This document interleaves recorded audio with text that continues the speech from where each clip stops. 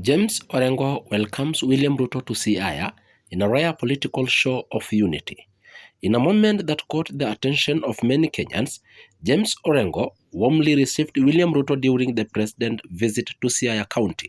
For years, Siaya has been closely associated with opposition politics, making the president's visit both symbolic and sensitivity. Yet, as the day unfolded, the atmosphere was calm and surprisingly welcoming. Governor Orengo set the tone earlier, choosing words that emphasized respect, dialogue, and the need to focus on the everyday struggles of citizens rather than politic rivalry. Residents who gathered along the road and at public venues seemed less interested in the political undertones and more focused on what the visit could bring.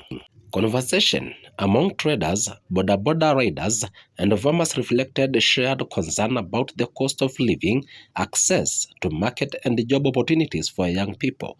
For them, the presence of both leaders in one place raised cautions, hope that cooperation might translate into tangible change.